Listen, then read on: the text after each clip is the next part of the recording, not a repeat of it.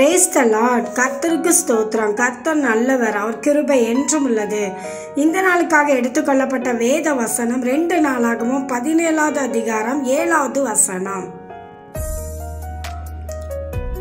நம்முடைய தேவனாகிய கர்த்தரை தேடின போது சுற்றிலும் நமக்கு இளைப்பாறுதலை கட்டளையிட்டார்.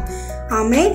இதை பார்த்து கொண்டிருக்கிற பிரியமான சகோதர சகோதரிகளே, ஆசா ராஜா காலத்தில் அவன் கர்த்தரை தேடின போது அவனுக்கு எந்த யுத்தம் இல்லாமல் கர்த்தர் ஒரு சமாதானத்தை அந்த தேசத்தில் அவங்களுக்கு கட்டளையிட்டார்.